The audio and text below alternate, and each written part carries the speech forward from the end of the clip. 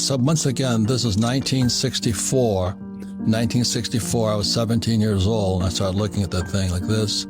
It was copper. The Romans did the same thing way back in the end of their empire. So what were they doing when they put copper in this thing? It's a law called Gresham's Law. What does Gresham's Law mean? Bad money drives good money out of circulation. So this money went into hiding.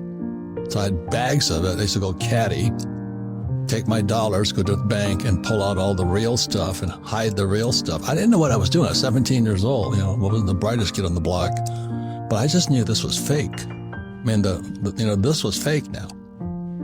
And then I come back from school a year later, my mother spent it.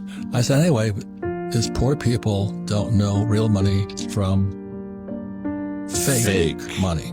So what happened in 71, this became debt.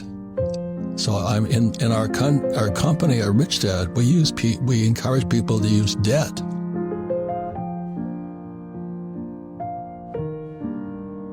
I'm one of the few people who absolutely despise cash for buying gold, and you'd think just the opposite, that I couldn't wait to get cash.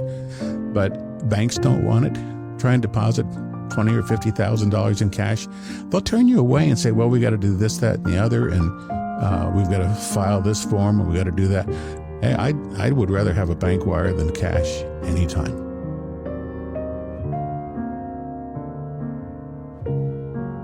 I first started investing in silver in 1964 when I was in high school. And I saw that dime had a copper tinge to it. I said, ¿Qué pasa? What are they doing? Well, that's called, what's that, fake money? And what they had done in 64, they took the silver out of the silver coins. That's what Gresham's Law kicks in, right? It says, when fake or bad money comes into the system, good money goes into hiding. Well, I'm like 15 or 16 years old in 64, and I go, what are they doing? And so I started taking my dollars to buy packets of dimes. I'd go through them, take out all the copper ones, turn the copper ones back into the bank, and keep the silver ones. So by the time I left for college, I had a bag full of real silver coins. I didn't know why, but that's Gresham's Law. Let's say I acquire $1 million or $2 million in cash that the banks don't want to take. When this currency is repudiated, I'm going to be stuck. Just like the people in Germany were twice in the 20th century, that they were hauling wheelbarrows full of Deutschmarks for a basket of groceries. And fake money brought Hitler to power. The Weimar Republic, and the Right. Reichsmark and all this. Every time there's fake money, tyrants rise up because people know something is wrong. The trouble is our school system has brainwashed us to thinking this is money. So that's why this is not fiat, this is fake.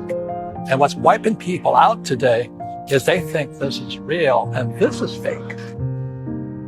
Distribution and accumulation. Price of silver is low, and silver and gold or oil, I'm accumulating. I've been accumulating since 72. I own more gold than most people, most of the gurus on TV. I own gold mines, silver mines, because I believe in this stuff, because this is God's money. This is fake money. So the reason people buy Bitcoin is the same reason I buy this and I buy this, is I don't trust this.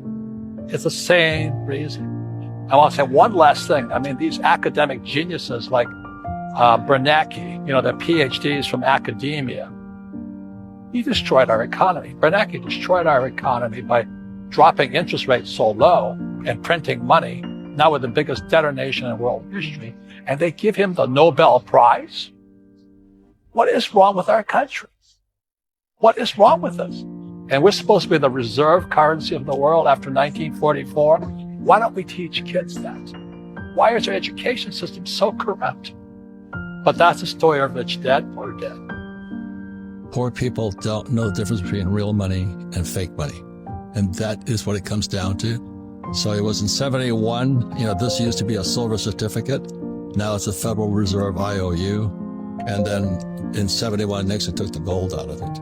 Johnson took this out of the silver certificate. Yeah, I remember I was telling you that story the other night. My I remember in 1964, where we're sitting around the TV, Johnson came on and said, silver has become too valuable to be used as money.